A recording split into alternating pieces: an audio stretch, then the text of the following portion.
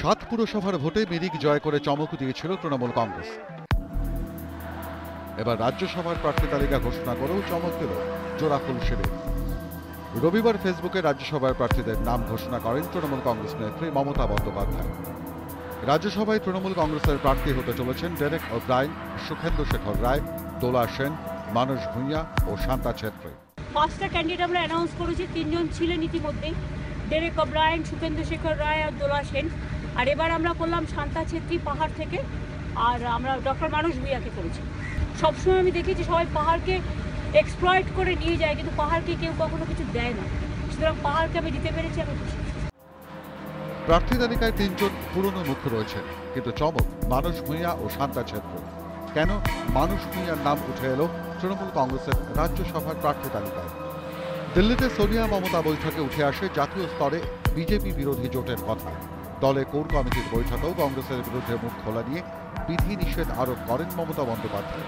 সেই সমীকরণ মাথায় রেখে কংগ্রেসকে বার্তা দিতে এবার সবমের বিধায়ককে সংসদে ঠেলে দিলেন তৃণমূল কংগ্রেস নেত্রী।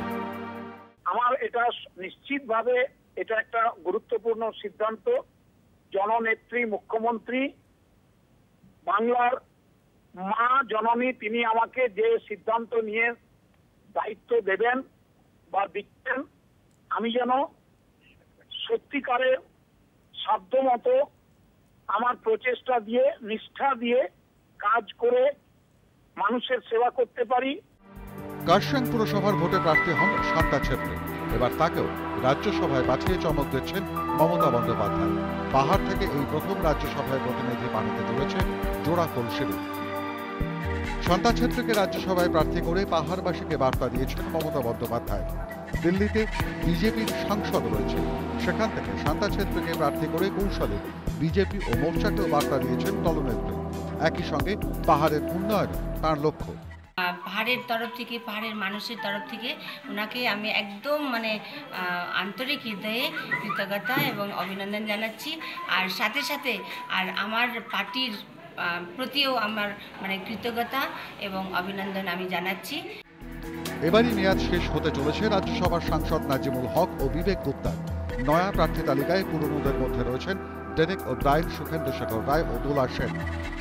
যেভাবে বাংলার মানুষের উন্নয়নের জন্য তিনি অক্লান্ত পরিশ্রম করে চলেছেন, সেই বাংলার মানুষের কথা দিল্লির দরবারে নিশ্চয়ই তুলব পার্লামেন্টে। মোট 6 জন প্রার্থীর মধ্যে এখনো একজনের নাম অবশ্য ঘোষণা করেনি তৃণমূল কংগ্রেস। লোকসভা নির্বাচনকে লক্ষ্য করেই ঘুঁটি সাজাচ্ছেন দলনেত্রী। প্রার্থী ঘোষণাতেই স্পষ্ট জোড়াফুল শিবিরের রাজনৈতিক কৌশল। Bureau report, ATV news Bangla.